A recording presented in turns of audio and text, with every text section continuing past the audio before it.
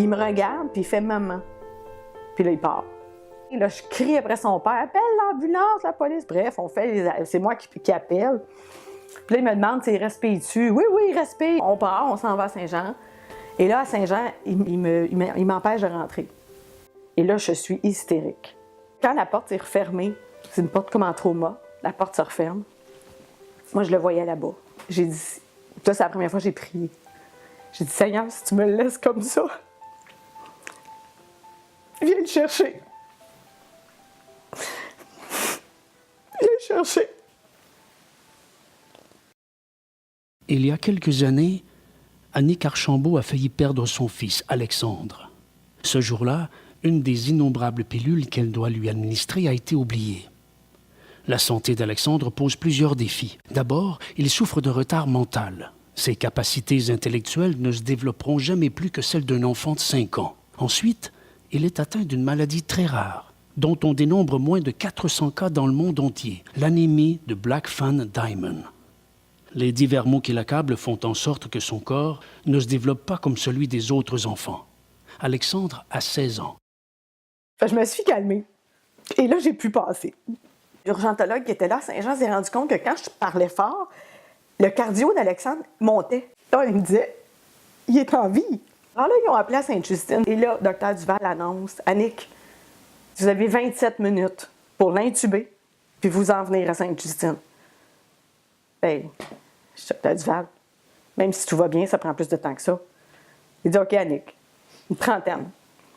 Je ne peux pas t'en donner plus. L'anémie de Blackfan-Diamond est une anémie congénitale. La moelle épinière ne produit pas de globules rouges, ces cellules essentielles au transport de l'oxygène dans le corps. La seule façon alors d'en avoir, c'est par des transfusions sanguines.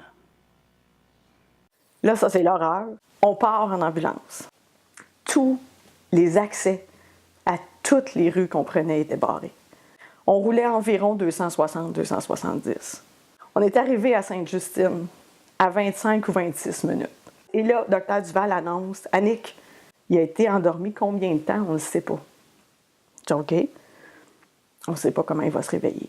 Ça a été des minutes interminables. Et là, il ouvre les yeux. Et là, il fait un gros « maman ». Là, je suis comme « wow ». Il y a eu une pilule d'oublier. Et ça a amené tout ça.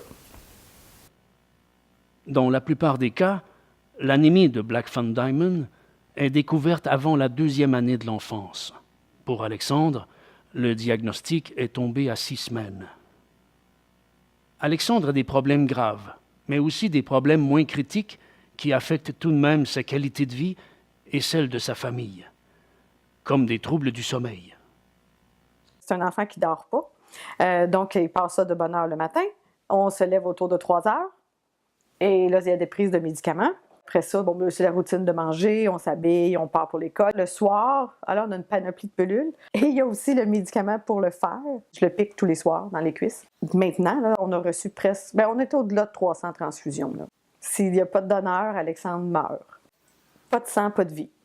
Donc, c'est primordial. Tous les 3 semaines, quand il est transfusé, quand on voit arriver la petite poche rouge, bien, c'est le miracle qui arrive. Parce qu'il nous donne 3 semaines encore.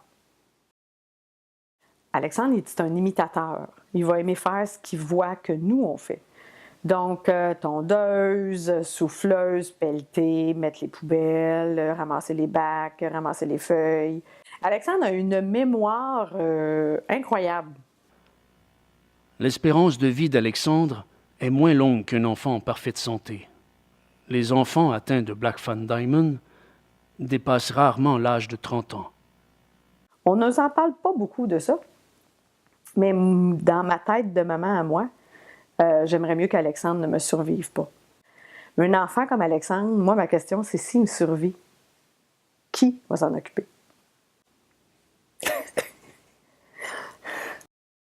Le placement de ces enfants-là, honnêtement, à chaque crise qu'on a au quotidien, on y pense. Ça devient épuisant, on est très seul là-dedans. Moi, présentement, non. Je ne pense pas à le placer. C'est-tu ton match de hockey qui te fait ça, là? Comment t'es attriqué? Hop!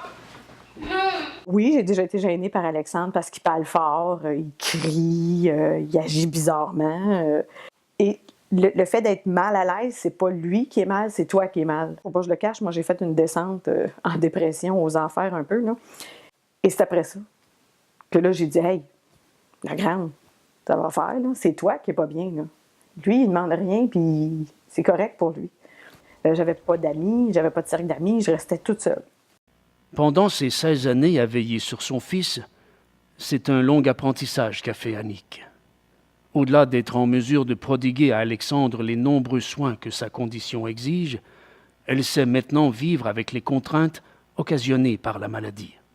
Je pourrais jamais dire j'accepte mon fils qui est malade et handicapé. Je pense pas qu'il y a un parent qui peut dire ça, là.